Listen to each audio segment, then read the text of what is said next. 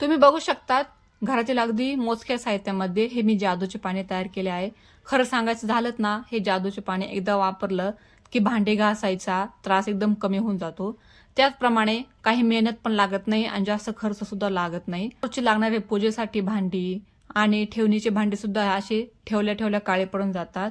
त्यावरचा काळसरपणा घालवण्यासाठी आपण पितांबरी वापरतो. त्याचप्रमाणे घासणीने वेगवेगळ्या लिक्विड वापरतो. पण हे पाणी बनवलेत ना, इन्स्टंट भांडी तुमची क्लीन होतात आणि जास्त मेहनत सुद्धा करायला लागत नाही. त्याचबरोबर घरातील असलेली तांब्याची भांडी आणि पितळाची भांडी ही स्वच्छ ठेवणं सुद्धा तेवढंच महत्त्वाचं असतं. कारण जेवढी स्वच्छ भांडी दिसतात तेवढीच आपले बघायला सुद्धा सुंदर वाटतात.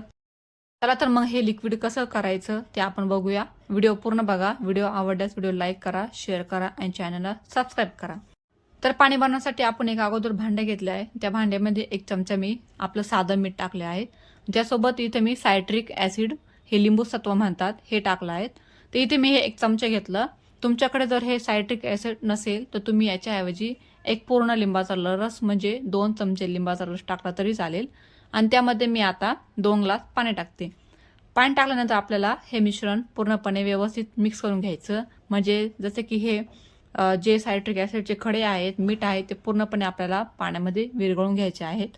पूर्ण विरघळून घेतल्यानंतर आपण याच्यामध्ये एक व्हाईट विनेगर टाकणार आहोत. हे व्हाईट विनेगर आहे बाजारामध्ये आपल्याला आरामामध्ये मिळून जातं. अवघी 17 ते 18 रुपयाला हे 100 ml बॉटल मिळून जाते. जास्त काही महाग नसतं. तर इथे मी जवळपास 2 ते 3 चमचे व्हाईट विनेगर टाकणार आहेत आणि हे टाकल्यानंतर सुद्धा आपण याला चांगल्यापैकी मिक्स करून घेऊया.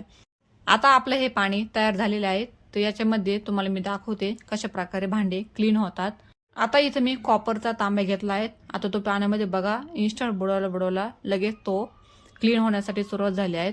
अवघी काही सेकंदामध्ये तो हा क्लीन होतो. अजिबात जास्त मेहनत करायची गरज लागत नाही आपल्याला. आरामात हे आपले भांडे क्लीन करतात. त्याचप्रमाणे तांब्याची भांडे आणि पितळाची भांडे चमकदार ठेवण्यासाठी किंवा त्यावरील डाग काढण्यासाठी हा एक रामबाण उपाय आहे. जास्त काही अजिबात आपल्याला घासायची वगैरे किंवा पितांबरीने घासायची गरज पडत नाही. तुम्ही बघू शकता एकदम व्यवस्थित क्लीन झालेले आहेत. आणि आता याला आपण एक स्वच्छ कापडाने पुसून घेऊया. त्याचबरोबर तुम्हाला मी बाकीचे भांडे सुद्धा क्लीन करून दाखवते. कसे एका पाण्यामध्येच हे टाकल्या लगेच क्लीन होतात. कमी खर्चामध्ये प्रभावी आणि एकदम योग्य असा उपाय आहेत हा. याच्यासाठी तुम्हाला ना महागडे वस्तू आणायची गरज आहे ना आपल्याला वेळेची जास्त टाइमपास करायचा गरज आहे. थोड्या साहित्यामध्ये हा आपलं हे लिक्विड तयार होतं. त्याचबरोबर आपल्या वेळेची बचत होते आणि पैशाची बचत होते. तसेच मी तुम्हाला आता हे लिक्विड तांब्यावरती टाकून दाखवते. बघा तांब्यावरती टाकल्या लगेच हे त्याचा इन्स्टंट रिझल्ट देतं आणि लगोलग त्याचे डाग निघायला सुरुवात होते. आणि हलकंसं रफ केलं ना ते जी शिल्लक राहिलेली सुद्धा घाण वगैरे जो काळेपणा आहे ते निघते. तुम्ही बघू शकता एकदम सोपं ही ट्रिक आहे. अशा छोट्या छोट्या ट्रिक वापरल्यात ना तर किचनमध्ये खूप असा आपल्याला फायदा देतात. आणि गृहिणींसाठी ह्या टिप्स खूप कामाच्या आहेत. त्यांनी जर ह्यानुसार काम केलं तर त्यांचा वेळ खूप वाचतो. आता हे सगळे भांडे धुतल्यानंतर लगोलग आपल्याला व्यवस्थित पुसून घ्यायची. पुसल्यानंतर ते काळं पडत नाही. म्हणजे जे भांड्यावरती टिपके असतात ते लगोलग हवेच्या संपर्कात आल्यानंतर ते आपल्याला काळे पडायला सुरुवात होतात. त्याच्यामध्ये पुसून ठेवलं तर भांडी अजिबात काळे पडत नाही. तसे तुम्ही याला समईसाठी किंवा घंटी, ताट, कलश अशा वस्तूंसाठी वापरलं तरी सुद्धा ते काम देईन. आणि अशा पाणी बनवून ठेवलं नंतर तुम्हाला ते वापरण्यास कामा येतं. सोबत आता आपण हे पाणी वेस्ट नाही करायचं. हे पाणी स्टोअर करून ठेवायचं एखाद्या बॉटलमध्ये आणि जेव्हा लागेल तेव्हा तुम्ही भांड्यावरती टाकून इन्स्टंट भांडे क्लीन करू शकतात.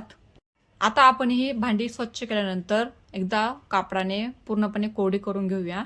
कारण त्यानंतर त्याला पुन्हा हवेच्या संपर्कामध्ये आल्यानंतर त्याला डाग पडायला सुरुवात होतात. खूप दिवसाची जुनी भांडी सुद्धा याने निघली जाते. आणि अशा प्रकारची तांब्याची भांडी वेळोवेळी जर धुतली तर आपल्याला जास्त काही मेहनत करायला लागत नाही. तर आजची ही सिंपल ट्रिक तुम्हाला कशी वाटली नक्की एकदा कमेंट करून सांगा. आणि तुम्हाला हा व्हिडिओ आवडल्यास व्हिडिओ लाईक करा, शेअर करा आणि चॅनलला सबस्क्राईब करा. अशा तुमच्यासाठी मी छान छान ट्रिक घेऊन येत राहीन ज्या तुमच्या खूप फायदेशीर आहे, कामासाठी उपयुक्त आहे.